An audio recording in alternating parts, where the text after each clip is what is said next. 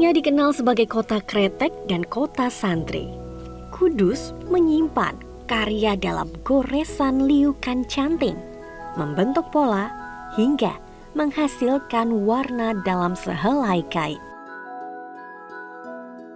Salah satu pembatik yang memiliki harapan akan batik Kudus ialah Bu Umu. Ia mengajarkan generasi penerus bagaimana membuat pola, membatik tulis, hingga batik cap. Saya pun melihat langsung bagaimana anak-anak ini dengan telaten, ulet, dan tekun dalam belajar membatik. Kalau ini motif batik kretek ya. Batik kretek. Ya, ini menggambarkan tembakau sama cengkeh. Pembatik saya itu kalau nyanting sampai tembus, Mbak. Oh, tembus sampai belakang. Betul. Jadi nanti ketika diwarna itu kelihatan bagus semua. Batik cap itu batik yang di capnya itu sudah bergambar. Jadi sudah ada motifnya. Dicetakannya itu ya, sudah motif. Iya. Nah, kalau baju yang saya pakai ini kan batik Kudus juga ya, Bu ya? Iya, betul. Ini bikinan saya. Oh, bikinan Bu Umu ini. Oh, iya. Ini motif apa ini, Bu? Motif dahlia. Oh, ini motif dahlia. Tapi ini batik tulis atau batik cap ini nih, Bu? Juga batik cap, Mbak. Perjuangan melestarikan batik Bu Umu disambut dan dibina oleh Bakti Budaya Jarum Foundation sejak tahun 2011. Hasilnya, ragam karya Bu Umu ini dilirik desainer kondang Indonesia, Denny Wirawan, untuk dirancang dan dipadu-padankan dalam berbagai kesempatan. Contohnya saja untuk karya koleksi Batik Kudus 2023-2024 yang akan diselenggarakan di Rumah Adat Yasa Amarta. Inilah Yasa Amarta, gambaran rumah adat Kudus yang menorehkan perpaduan budaya Islam, Hindu, Tionghoa, dan Eropa. Rumah adat Kudus umumnya dibuat sekitar 400 tahun yang lalu. Biasa disebut joglo pencu. Terbuat dari kayu jati, rumah adat ini dibangun tanpa menggunakan paku atau dengan sistem knockdown. Hiasan utama bagian atap berbentuk tembakau yang disebut mahkota pencu. Bagian luar rumah terdapat pintu dorong dengan ukiran pola sampar banyu atau gelombang air. Sedangkan ruang keluarga disebut gedongan yang disangga atau ditopang oleh 4 tiang soko guru. Bagian kamar tidur pemilik biasanya disebut sentong. Saat melihat ke langit-langit, saya menemukan tumpang sari dalam dengan penuh ukiran sebanyak 11 tingkatan. Nah, yang menarik dari rumah adat Kudus yaitu soko gender atau tiang yang ada di depan pintu ini. Jika di sebelah kiri artinya milik perempuan. Jika di sebelah kanan artinya milik laki-laki. Karena di sini di sebelah kiri artinya rumah adat ini yang mempunyai ialah perempuan.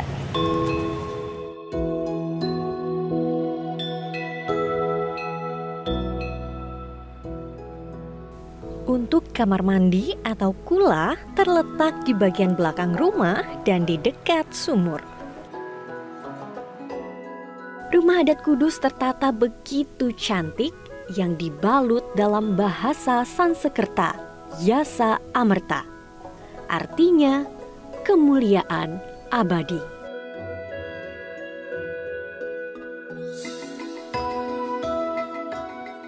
Sandhya Kalasmara, perayaan sewindu kolaborasi desainer Denny Wirawan bersama Bakti Budaya Jarum Foundation menghadirkan koleksi terbaru Batik Kudus.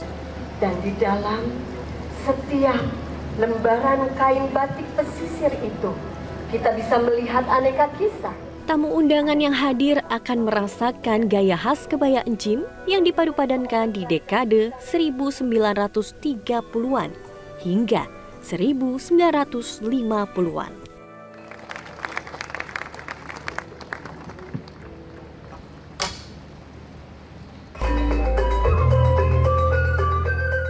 Fashion Show Sandiakala Semara dihadirkan dalam 3 babak. Pertama, ialah Mahajana, kebaya encim yang dipadankan dengan kain batik kudus tanpa potongan. Nuansa modern, segar, dan kekinian pun terpancar pada koleksi ini.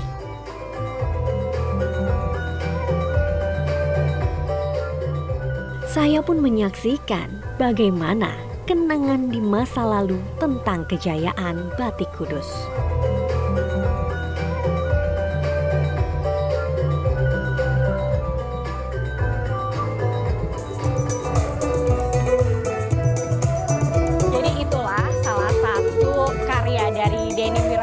Kali ini tuh warnanya lebih pop up, dimana sebelumnya warna-warna pastel.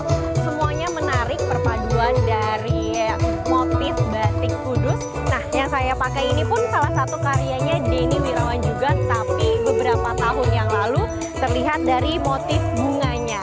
Nah, kali ini saya penasaran seperti apa karya lainnya, jadi saya mau lihat peragaan busana dahulu.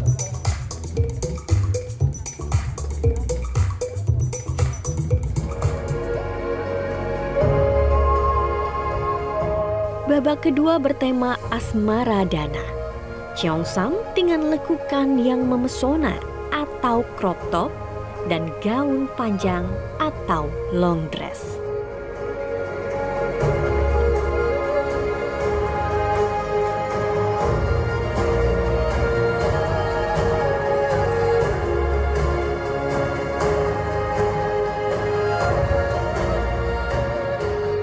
Asmaradana terinspirasi dari kebangkitan industri di Tiongkok pada tahun 1920-an.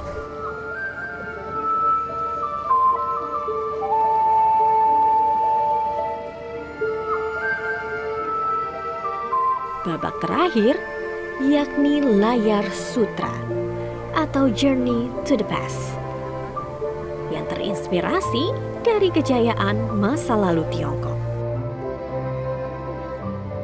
Denny Wirawan menghadirkan koleksi dalam siluet gaun malam, gaun panjang, mantel panjang dengan tambahan akses bordir, payet, dan detail 3 dimensi.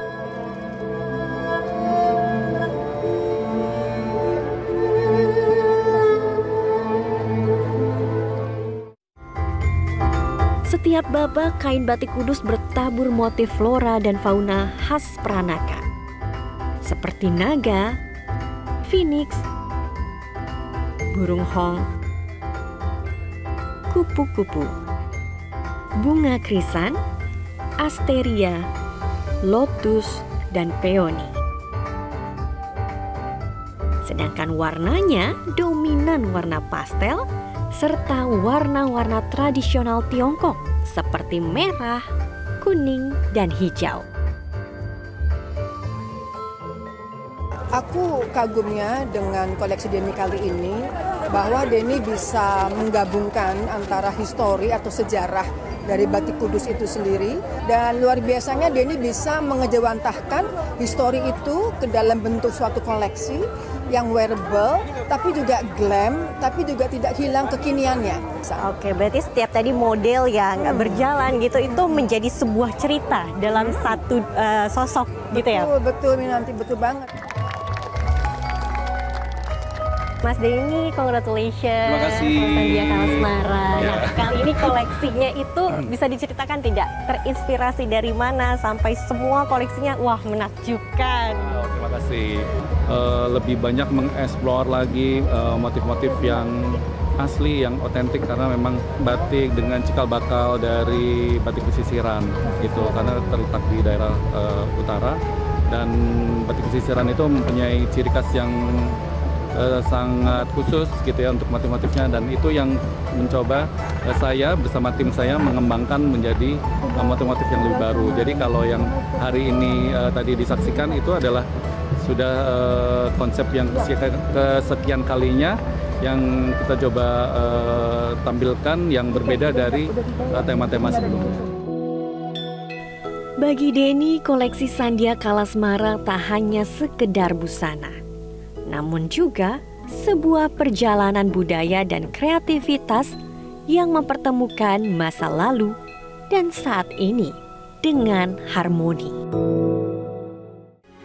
Metro TV. Jelajahi cara baru mendapatkan informasi. Download Metro TV Extend sekarang.